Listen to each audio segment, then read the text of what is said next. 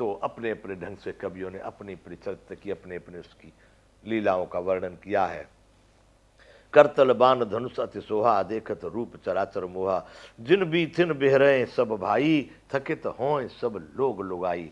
जिन जिन गलियों से कभी आते, कभी इधर जाते, कभी उधर घूमते हैं, सभी अयोध्या के लोग लुगाई यानी नर नारी सब के सब, जो जैसे कोई पानी भर के ले जा रहा, हाथ में बाल्टी ये लग रही है, घड़ा लग रहा है, तो देखता ही रह गया, देखता ही रहेगा, उसको ध्यान ही नहीं हमारे हाथ में क्या है। कहीं झाड़ू कोई लगा रहा है तो देखा तो झाड़ू ही हाथ में लगा रहेगा, देखता ही रहेगा। इतने थकित हो सब लोग लुगाई, मतलब वो ठिठक कर रह जाते हैं उनको दर्शन करते मात्र से, इतनी सुंदरता। 204वां दोहा बंधु बालकांड का। कौशलपुरवासी नर नार वृद्ध और बाल, प्राणहु ते प्रिय लागत सब कहूँ राम कृपाल। कौशलवासियों के यानी अयोध्यापुरी के जितने भी नार वृद्ध और बाल, स्त्रियां पुरुष और छोटे और बच्चे, जितने बच्चे हैं, प्राणों से प्रिय लागत सब कहूँ राम कृपाल, सबको कृपालु राम अपने प्राणों से भी अधिक प्रिय लगते हैं। ऐसा राम जी का वहां पर चरित्र हो रहा है। बंधु सखा संग ले बुलाई, बन मृगया नित खेल जाई। अपने भाइयों और इष्ट मित्रों को बुला करके साथ ले लेते हैं। प्रतिदिन अब जाने लगे आखेट के लिए वन में, नित्य वन में जा करके आखेट के लिए शिकार खेलने के लिए जाते हैं। पावन मृग मारहे जिय जानी, दिन प्रति नृप ही दिखावहे आनी।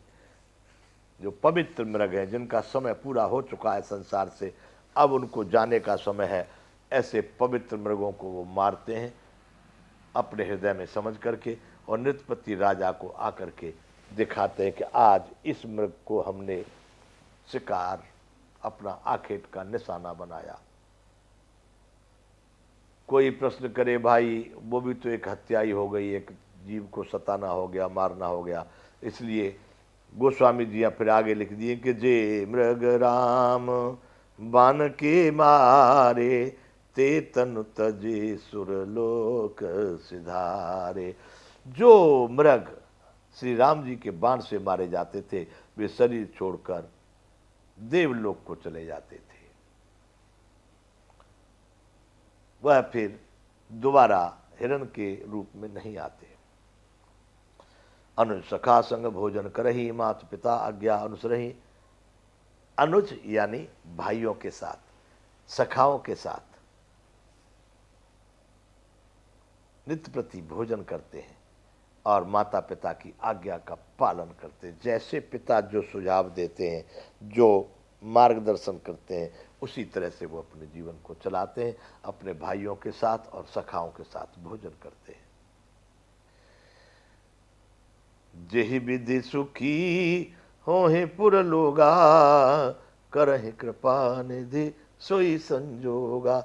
जिस प्रकार से नगर के निवासी पुर नर नारी, जिस प्रकार से नगर के निवासी सब सुखी होते, जे विधि सुखी हों पुर लोगा, करें कृपा निधि सोई संजोगा। राम सदैव वही संजोग बनाते हैं, वही कार्य करते हैं जिससे एक नगर निवासियों को हर प्रकार से सुख मिले। वेद पुराण सुने मन लाई, आप कहें अनुजन समझाई। उनको शिक्षक जो उनके वेद पुराण सिखाते हैं, सुनते हैं, मन लगा करके समझ लेते हैं।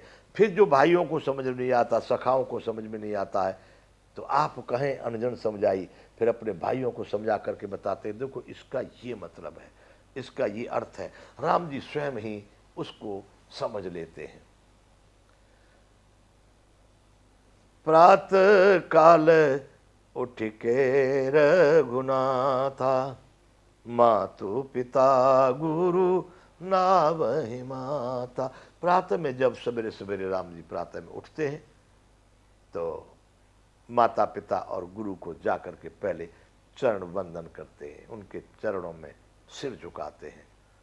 आयस मांगे करहि पुर काजा, देख चरित हर्षय मन राजा। बड़े हो रहे हैं। अब राजा की आज्ञा पा करके बताइए पिताजी आज क्या करना है। तो राजा जो आयुष देते, ये करो ये करो ये करो। राजा को बड़ी प्रसन्नता होती है कि इतने ये सक्षम हो गए, क्रियावान हो गए, जो कहते हैं उसको पूरा ही कर देते हैं।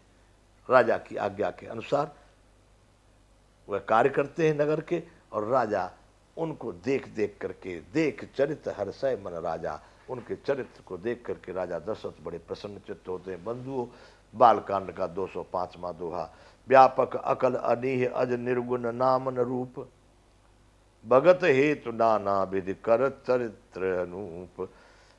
यहाँ गोस्वामी जी फिर लिख रहे हैं, जो व्यापक अकल, निर्वय, इच्छा रहित, अजन्मा और निर्गुण है, तथा जिसका ना नाम है न रूप है, वही भगवान भक्तों के लिए नाना प्रकार के अनुपम अलौकिक चरित्र करते हैं।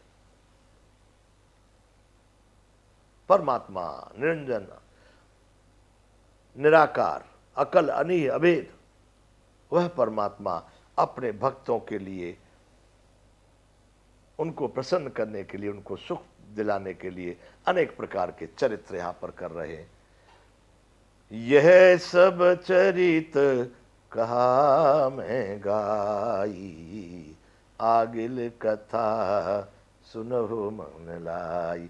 बंधु, अब राम की लीला, अब राम का चरित्र, अब राम की कहानी यहां से ठीक शुरू होगी। अब तक तो माता पिता ने जैसा पाला पढ़ाया बड़े हुए हो गए, अब राम स्वयं अपने करने लायक हो रहे हैं। अब क्या करेंगे, यहां से सही राम कथा शुरू होने जा रही है।